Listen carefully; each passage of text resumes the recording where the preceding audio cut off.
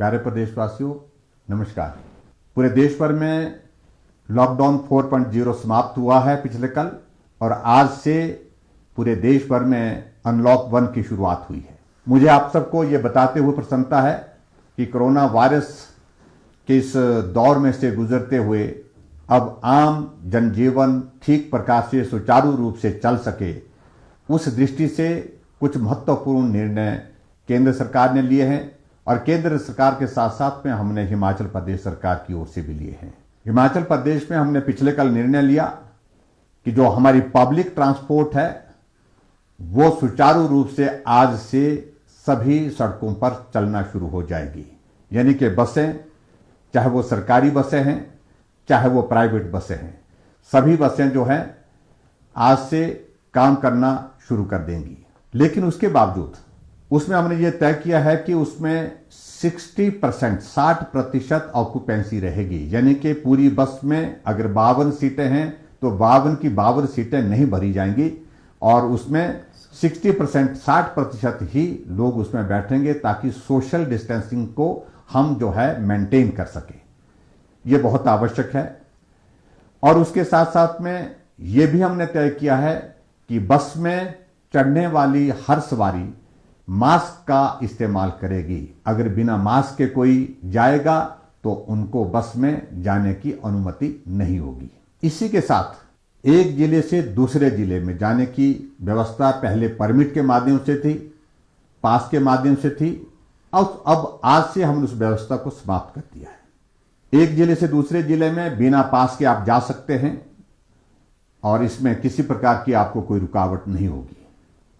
लेकिन उसके बावजूद बाहर के प्रदेश से हिमाचल प्रदेश में आने वाले व्यक्ति को हिमाचल प्रदेश में पास लेना होगा, ताकि हम सुनिश्चित कर सकें कि उक्त व्यक्ति कहां से आ रहा है, और आने के पश्चात क्या उसको होम क्वारंटीन में भेजना है या फिर उसको इंस्टीट्यूशनल क्वारंटीन में भेजना है। हमने ये भी तय किया, खास तौर से देश के कुछ हिस्से जहां कोरोना वायरस के मामले बहुत बड़ी संख्या में हैं, वहां से कोई व्यक्ति आता है तो उनको इंस्टीट्यूशन क्वारंटीन में भेजा जाएगा। जहां मामले कम हैं वहां उनको होम क्वारंटीन भेजने की व्यवस्था पर हमने निर्णय किया है। पिछले बहुत लंबे समय से हमारे सारे मंदिर और धार्मिक प्रतिष्ठान जो है बंद पड़े हैं।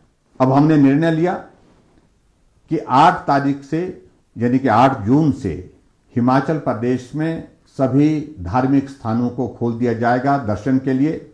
लेकिन वहां भी इस बात को सुनिश्चित करने की व्यवस्था की गई है कि सोशल डिस्टेंसिंग, मास्क का इस्तेमाल, और उसके साथ साथ में एहतियात और सावधानी के साथ जाकर के हम दर्शन कर सकते हैं। लेकिन मैं यहां पर यह भी स्पष्ट करना चाहता हूं कि अभी तक ये मंदिर, ये धार्मिक स्थान जो हमने खोले हैं, उनमें सिर्फ हिमाचल के लोग ही दर्शन करने के लिए जा सकते हैं।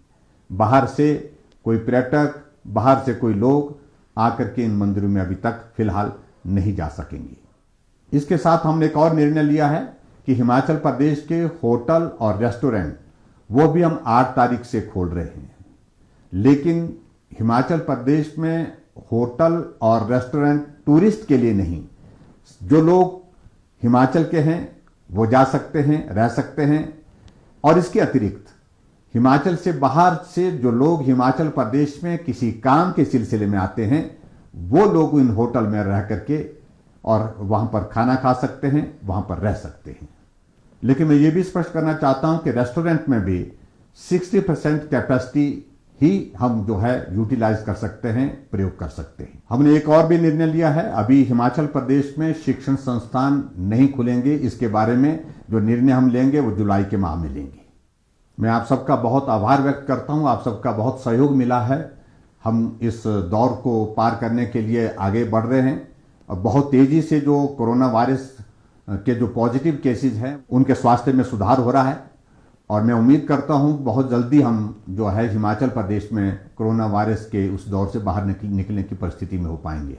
मैं उन सभी भाई बहनों से निवेदन करना चाहूंगा जो विशेष तौर से दूसरे प्रदेशों से हिमाचल प्रदेश में अपने घर पहुंचे हैं, अगर आप होम क्वारंटीन में हैं अगर क्वारंटीन का टाइम उनका पूरा नहीं हुआ है तो पूरी सावधानी और एहतियात बरतने की कृपा करें, ताकि आपका परिवार के साथ साथ में हमारा समाज जो है किसी तरह से भी संक्रमित ना हो सके। इसके अतिरिक्त जो इंस्टीट्यूशन क्वारंटीन में हमारे भाई बहन हैं, उनको थोड़ी कठिनाइयों का सामना करना पड़ रहा है, लेकिन उन कठिनाइयों का सामना करते हुए आप हमको पूरा सहयोग देंगे, ऐसी मैं उम्मीद करता हूं।